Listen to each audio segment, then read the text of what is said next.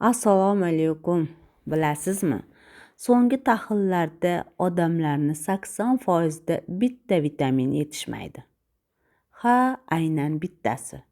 Va bu yetishmovchilik depressiya, charchoq, suyak og'riqlari, hatto gormonal buzilishlarni ildizi bo'lishi mumkin.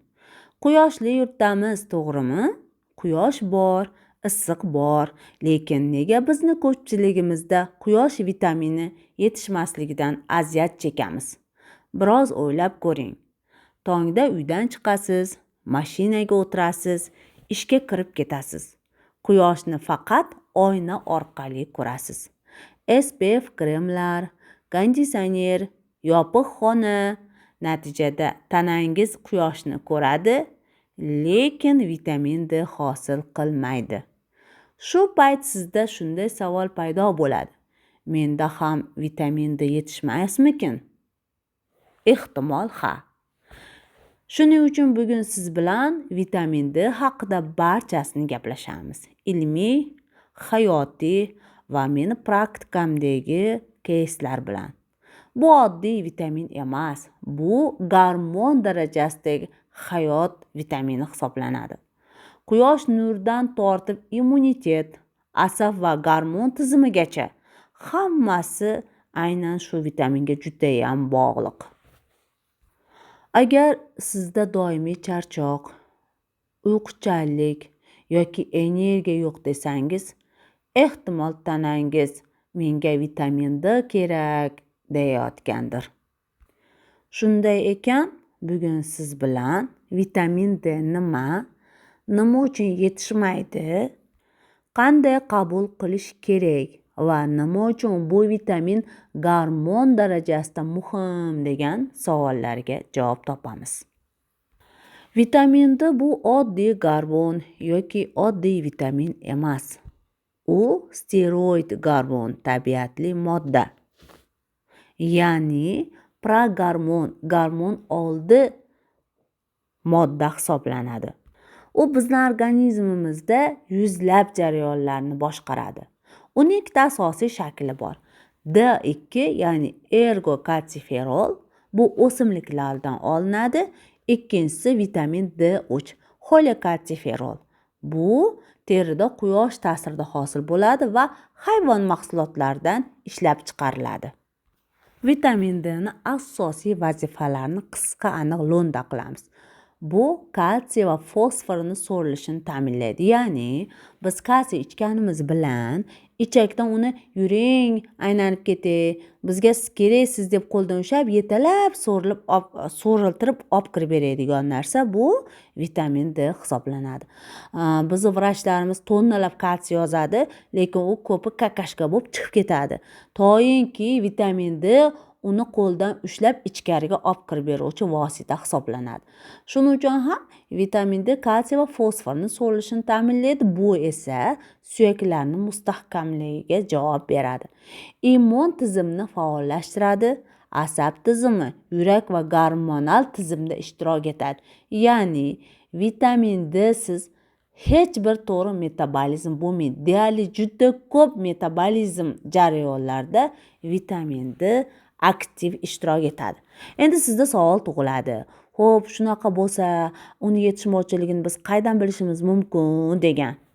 Quyidagi klinik belgilar vitamin D ni yetishmovchiligini bildiradi. Bolalarda hamma uchun ma'lum va mashhur bo'lgan rahit kasali rivojlanadi. Ya'ni vitamin D tanqisligi bolalarda rahit deb ataladigan metabolik kasallikni keltirib chiqaradi. Erta belgilar, ya'ni 1-3-6 oyligida nimalar bo'ladi?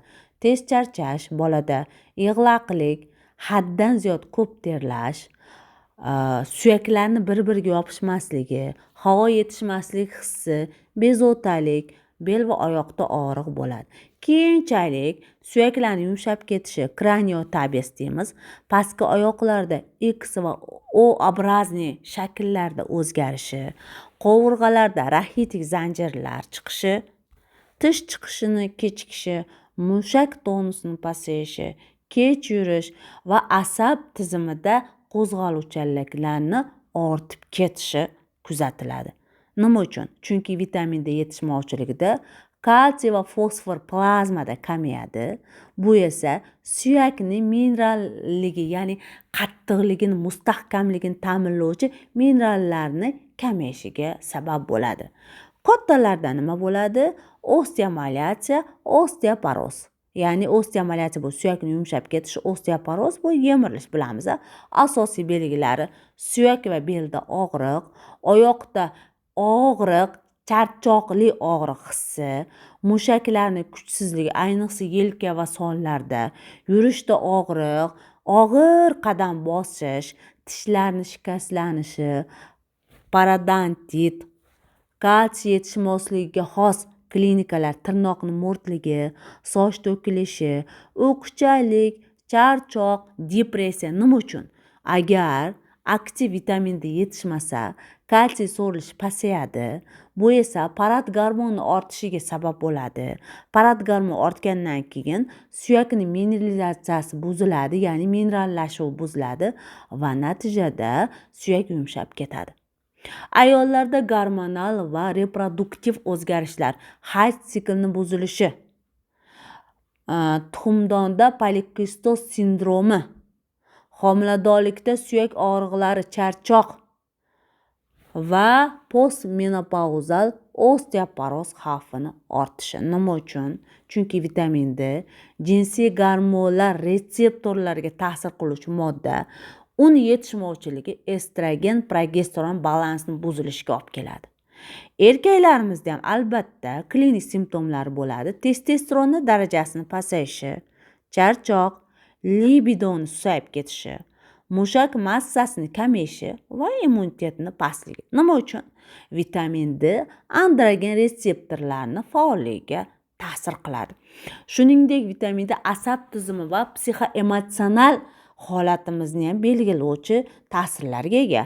Jumladan depressiya, tashvish, uyqusizlik, xotiraning susayishi, diqqatning yo'qolishi, bolalarda giperaktivlik yoki dangasalik, kattalarda miyani tuman bo'lishi. Nima uchun? Chunki vitamin D serotonin va dopamin metabolizmiga, shuningdek GABA tizimiga ham ta'sir qiladi. Buni yetishmovchiligi stressga chidamlilikni pasayishiga olib keladi. Immun tizim va yallig'lanishda qanday belgilar bo'ladi? Tez shamollash, autoimmun kasalliklarga moyillik, autoimmun tiroidit, reumatoidni artrit, psoriaz. Shuning uchun hozir protokol Kalimbiri juda bilasizlar, mashhur bo'lib ketgan. Vitamin D ni udarniy dozalarda, katta dozalarda davolash bilan shug'ullanadi, lekin eslatib o'tay, bu juda ham xavfli va faqat mutaxassis shug'ullanish kerak, chunki oxirigacha eshitsanglar men aytib o'taman, vitamin D ni ham katta miqdorlari o'ziga yarasha zararli ta'sirga ega. Asalni ham ozi shifo, hamma narsani ham normasi shifo. Shuning uchun Kalimbiri protokoli faqat maxsus nazorat ostida bo'lishi kerak va autoimmun kasalliklarda albatta kattaroq dozada vitamin D ishlatamiz. Bu juda ham yaxshi natijalarga olib keladi. Bundan tashqari yallig'lanish jarayonlari uzoq davom etishi, virus nagruzkalar, COVID-19 va yuqori nafas yo'llari kasalliklarining og'ir kechishi kuzatiladi. Nima uchun? Vitamin D makrofag va limfositlar faolligini oshiradi, yallig'lanish sitokinlarini pasaytiradi.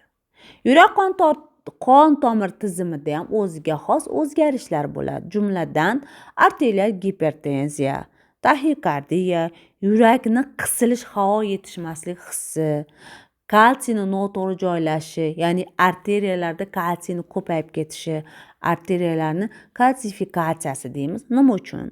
Vitamin D renin angiotenzin tizimi ingibitori, uni yetishmovchiligida renin faollashadi, bu esa gipertenziyaga sabab bo'ladi. Xo'sh, sizda shu va shunga o'xshagan klinik belgilar bormi? Bor bo'lsa nima qilishimiz kerak? Albatta to'g'ri tashxis qo'yishimiz kerak. Hozir 21-asrda yashayapmiz. Ilm fan texnika laboratoriya juda ham rivojlangan. Shuning uchun buni borib bemalol yetishmovchilik bormi yo'qmi tekshirtirishimiz mumkin.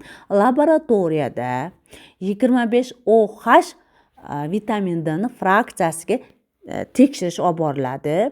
Agar sizda 20 nanogram millilitr chiqsa, demak sizda tanqislik. 20-30 nanogram millilitr suboptimal tanqislik.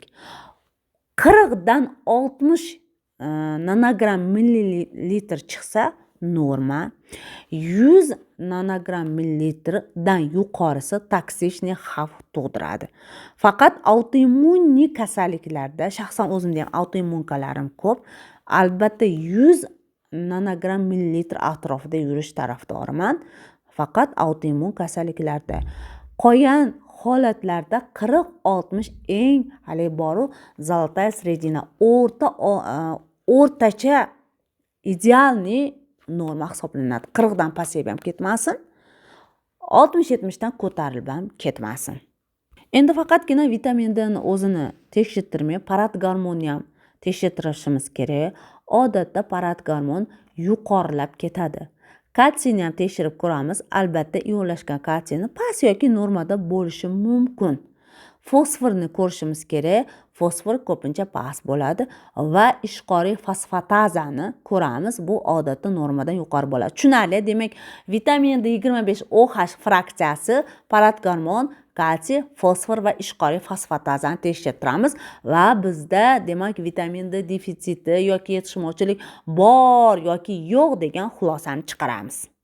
Ochig'ini aytsam, men birorta bemorda mana shu serquyosh O'zbekistonda normal vitamin D tahlilini ko'rmadim. Ochiq gap. Bilasizlar, men preventiv va integrativ shifokorman. Juda ko'p bemorlarni tahlillab yuraman. Mana hozir Instagramda bittasi chiqib, "Tinmay biz serquyosh mamlakatdamiz. Nima kerak bor bizga vitamin D ni hech qanaqasiga qabul qilmasak ham bo'laveradi" deb og'zini to'ldirib gapiryapti. Men hayratda qoldim. Birinchidan, vitamin D hosil bo'lish uchun kami 30-40 minut, 20-30-40% ochiq kiyimlarimiz ochiq holatda bo'lish kerak. Ya'ni bu yelkadan pasti, tizzadan pasti, kerak bo'lsa bolalarda qorinchalar bilan ham bo'lish kerak. Zagar olishimiz kerak, ya'ni toblanishimiz kerak. Hozir kimni ko'rgansizlar chiqib olib mana shunaqa zagar olganni? Bitta masalan mayka tursiyni kiyib olib yotganni zagar olib. Endi to'g'ri, Sharmanshahga borib dam olgani bordik. Shunda Yevropa insonlari shunaqa qilib yuribdi, lekin bizni musulmonlar garchi serquyosh joyda yashasak ham, shaxsan o'zimiz birinchidan ro'mol o'rab yuramiz, yengi uzun, kerak bo'lsa qo'limizni ham qo'lqop bilan kiyib yuramiz, kerak bo'lsa o'sha 20 minut 30 minut tashqariga chiqmoqchi bo'lsak ham SPF kremlarni surib va quyoshga qarshi mahsulotlar surib chiqamiz. Qanaqasiga bizda vitamin D hosil bo'lsin? Tomda ostida yursak, soyobonda yursak, qanaqa qilib vitamin D hosil bo'ladi? Ochig'i, serquyosh Afrikada ham rahit kasal juda ko'p uchraydi. Vitamin D tanqisligi u yerda ham bor. Faqat agar bu quyoshga bog'liq bo'lganda edi. Chunki bu quyoshga bog'liqligi ham bor. Bir, ikkinchidan men bizlarning IQ degan gruppamiz bor.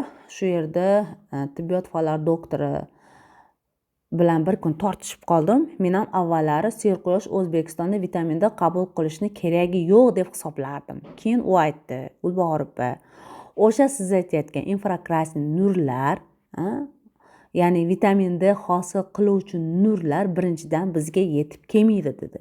Nima uchun deb savol berdim. Chunki chang zarrachalarga urilib qaytib ketadi.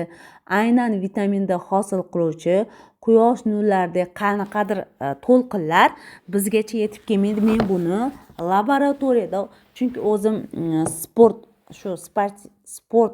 nimasida ishlaydi. Hozir aniq nomi esimdan chiqib qoldi. Sportchilar uchun bilasizlar, travma ko'p bo'ladi sportchilar. Shuning uchun albatta vitamin D va hokazolar juda ko'p tekshiriladi va defitsitlar doim qoplab boriladi. Men aynan mana shu soha mutaxassisi bo'lganim uchun, o'zi bioximik. o'zim apparatimda aynan shu nurlar, ya'ni quyosh, vitamin D hosil qiluvchi quyosh nurlarini tekshirdim. Deyarli bizga yetib kelmaydi dedi. Bu bir. Ikkinchidan, biz mana shunaqa kiyimsiz yuribmiz dedi. Uchinchidan, kiyim ustidan bu tushmaydi. To'rtinchidan, deraza oynasida toblangan bilan vitamin D o'tmaydi deraza oynasidan dedi. Ya'ni bilinglar, bundan tashqari mana Afrikada ham tanqislik bor, chunki vitamin D oq terini rangiga ham bog'liq, uning kirishi. Oq tanali insonlarda vitamin D hosil bo'lish ko'proq. Qora tanlilarda vitamin D hosil bo'lish kamroq. Ya'ni o'sha serquyosh yurt bo'lgan Afrikada ham vitamin D tanqislik yetarlicha topiladi. Bundan tashqari boshqa quyoshli yurtlarda ham juda ko'p rivojlangan yoki rivojlanayotgan quyoshli yurtlarda ham vitamin D ni defitsiti yetarlicha bor. Shuning uchun hech kim oziq-ovqat mahsuloti bilan yetarlicha vitamin D ololmaydi azizlarim. Bunga harakat ham qilmanglar, buni imkoniyati ham yo'q. Men shaxsan klinik amaliyotimda bir kunda 10-15 ta bemor ko'rsam, shu vaqtgacha vitamin D ni qo'shimchasini qabul qilmasdan normal me'yoriy ko'rsatkichga ega bo'lgan odamni hali ko'rganim yo'q. Balki endi chiqib qolar. Endi vitamin D ga boy bo'lgan oziq-ovqat va qo'shimchalar haqida gaplashamiz. Vitamin D oziq-ovqatlar orqali ham kiradi, lekin kam miqdorda. Bular baliq moyi, tunets, tuxum sarig'i, jigar, tabiiy yog'lar. Ammo bu yetarli emas. Yana qaytarib o'taman, qo'shimchalar qabul qilish kerak. Aytdim, vitamin D3, D2 formasi bor. Eng yaxshisi D3. Endi profilaktik dozalar, mana shu preventiv institut o'qiganimizda Yevropa va Amerika va Rossiya uchun turli dozalar. O'rtacha profilaktik dozalar, yana qaytarib aytaman, sizda o'zi norma, siz shu normani ushlab turishingchasiz. Lekin hozirgi defitsitda bu profilaktik dozalar urpog'on bo'lmaydi. Endi bu yerda bolalar uchun 400 ming xalqaro birlik deyilgan, kattalar uchun 2000-4000 xalqaro birlik, yetishmovchilikda defitsitda 5000 xalqaro birlik va undan yuqori dozada shifokor nazorati ostida qabul qilish tavsiya etiladi. Vitamin D bu yog'da eruvchi vitamin. Shunday ekan, uni ovqatdan keyin, ayniqsa yog'li ovqatdan keyin ichish tavsiya qilinadi kunning birinchi yarmida. Albatta vitamin D ni vitamin K2 bilan va magniy bilan birga qabul qilish kerak. Chunki vitamin D kalsiyni so'rilishga yordam beradi, K2 esa uni suyakka jo'natib yuboradi. Azizlar, mana menga bemorlar keladi, katta miqdorda vitamin D qabul qiladi. Bu juda ham katta nagruzka. Shuning uchun vitamin D ni qabul qilganimiz bilan, vitamin D3 ni qabul qilganimiz bilan u kalsiyni ichaklardan so'rib qon tomiriga olib o'tib beradimi? Agar vitamin D qabul qilinsa katta dozada, lekin K2 yetmasa, odatda K2 ni bizni ichak mikrobiom moshni ishlab chiqaradi. Lekin hozir juda ko'pimizda sigir parazitoz bor, ichaklar yaxshi ishlamaydi. Shuning uchun K2 yetarli miqdorda sintez bo'lmaydi. Agar vitamin D ni katta miqdorda ichsak, K2 siz bo'lsa, unda kalsiy qon tomirlariga yig'ilib qolib, buyraklarda, hatto qon tomirida tosh hosil qiladi. Tushunyapsizlarmi? Bu juda ham xavfli oqibatga olib keladi.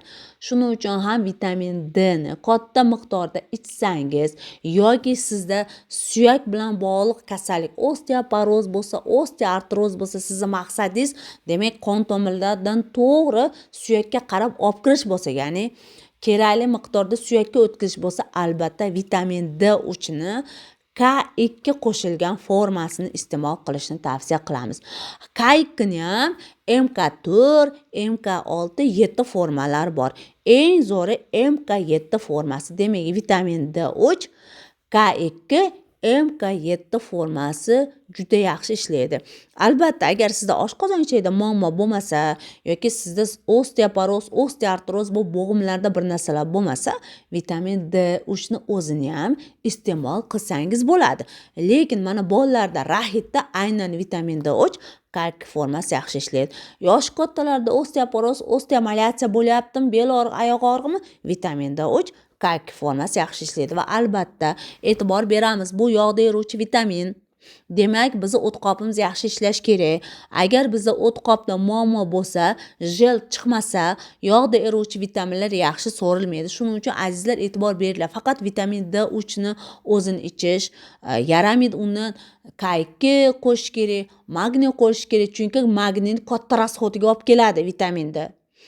Va albatta ovqatdan keyin yeyish kerak va bizni o'tqopimiz yaxshi safro chiqarish kerak. Shuning uchun yog'li formasi yaxshi. Mabodo tabletka formasini ham mabodo iste'mol qilsangiz, unda albatta ozgina sariyog' yoki qo'y yog' yoki bodom yoki pista bilan birga yesangiz yaxshi so'rilishiga sabab bo'ladi. Demak, vitamin D ni biz qachon ko'proq iste'mol qilamiz? Immunitetni oshirish uchun, virusli kasalliklarda, gripp, Covid, ayniqsa Covidda moda bo'ldi-yu, vitamin D ni kashf qildik biz Covid munosabat bilan. Covidga ham rahmat, ba'zi narsalar kashf qilishimizga yordam berdi. Chunki bu aynan qonda vitamin D past bo'lgan odamlarda juda ham og'ir o'tdi. Vitamin D ni qabul qilish nisbatan kasallikni yengil o'tkazishga sabab bo'ldi. Shuning uchun bolalarda ham, kattalarda ham virus nagruska bo'lsa, ORV kasalliklarda albatta vitamin D tavsiya qilamiz. Asab tizimi kasalliklari, depressiya, apatiya, uyqusizlik, autoimmun kasalliklarda katta dozada, tiroiditda, autoimmunkada, reumatoid artritda va hokazo autoimmun kasalliklarda vitamin D juda ham yaxshi rol o'ynaydi. Hop, endokrin tizimi kasalliklarida, insulin resistentnisida va reproduktiv salomatlikda, bolalarda suyak o'sishi, tish chiqishi va immunitetda. Albatta azizlarim, bu progormon juda ko'p DNK ekspressiyasini boshqaruvchi gormon sifatida tan olingan. Shuning uchun ham buni oddiy narsa sifatida deyarli doimiy ravishda 1000-2000 dozadan iste'mol qilishni tavsiya qilaman. Sog'lomlik bu ongli qarorlardan boshlanadi. Sizni organizmingizni har bir vitamini, har bir gormoni sizni kayfiyatingiz, sizni energiyangizdir. Azizlar, siz oxirgi marta D vitaminini tahlilni qachon qildirgansiz? Izohlarda yozing. Men bilan fikr almashing. Azizlar, sizlar bilan bugun doktor Gulbahor, preventiv va integrativ shifokor, xalq tabobati mutaxassisi birga bo'ldi. Agar siz vitamin D ni qabul qilmoqchi bo'lsangiz, bizni Zaytun Medtib korxonamiz tomonidan ishlab chiqarilgan vitamin D3 shakli hamda eng zo'r so'riladigan va aynan vitamin D ni suyaklarga yo'naltiradigan vitamin D3 kalk formasini juda zo'r optimal dozada 5000 xalqaro birlikda MK7 formasida ishlab chiqarish yo'lga qo'yilgan. Bemalol kelib xarid qilishingiz mumkin. Shuningdek, bizni klinikada laboratoriya tahlillari ham mavjud. Kelib och qoringa mana shu vitamin D ni tahlillarni yuqorida aytganlarni topshirishingiz mumkin va bizlarning shifokorlarimizni qabuliga kirib, o'zingiz uchun, salomatligingiz uchun bemalol tibbiy maslahatlar olishingiz mumkin. Azizlar, albatta savol tug'iladi, qayerda joylashgansizlar deb. Bizni adres shapkam profilim shapkasida yozilgan. Shunday bo'lsa ham qaytarib o'tamiz. Zaytun Medtib korxonasi va Zaytun Tibmet klinikasi Toshkent shahri, Olmazor tumani, Sebzorda, shunday go'zal poytaxtimiz yuragida, Riviera Makroni orqasida Sharshara kafesini yonida go'zal joyda joylashgan. Kirishlarda birinchi etaj, birinchi xonada apteka bo'limimiz bor. U yerda bemalol vitamin D3 ni o'zini 5000 dozadan chiqqan yoki bo'lmasa vitamin D3 kalk formasini xarid qilishingiz mumkin. Mabodo siz uzoqda joylashgan bo'lsangiz, O'zbekiston territoriyasi bo'yicha yetkazib berish xizmatlarimiz mavjud. Buning uchun admin bilan bog'lanamiz. Adminning nomerini yana bir bor eslatib o'taman. 93 587 44 03. Bemalol Telegram orqali yoki to'g'ridan to'g'ri telefon orqali bog'lanib, mahsulotlarimizni xarid qilishingiz mumkin. Mahsulotlarimiz sifatli, organik, shuningdek halol va pok. Albatta, davoni uzoqdan izlamangiz, o'z oyog'ingiz ostida mana shunday sifatli mahsulotlar kerak bo'lsa, bemalol klinikamizga tashrif buyurishingiz yoki bo'lmasam Telegram kanalimizga o'tib, tabiiy mahsulotlar nomli kanalimizdan barcha mahsulotlarimiz bilan tanishishingiz mumkin. Shuningdek, bizning Zaytun Medtib klinikamizda tabiiy davolash usullari yo'lga qo'yilgan, jumladan ochlik va tozalov, zudlik bilan davolash, hijama bilan davolash, asalari chaqtirib davolash va turli tabiiy zararsiz bo'lgan giyohlar bilan davolash yo'lga qo'yilgan. Shuningdek, fizioterapiya va yotoqli statsionar davolash o'zi xizmatlarimiz mavjud. Bemalol kelib foydalanishingiz va o'z sihatingizni tiklashingiz mumkin. Albatta, davolarning eng yaxshisi tabiiysidir. Azizlar, bugun sizlarga yetkazmoqchi bo'lgan ma'lumotlarim shulardan iborat edi. Salomat bo'linglar. Agar suhbat yoqqan bo'lsa, like bosishni, kanalimga obuna bo'lishni va meni qo'llab-quvvatlashni unutmang. Men esa sizlarga yanada qiziqarli bo'lgan ma'lumotlarni ulashda davom etaman.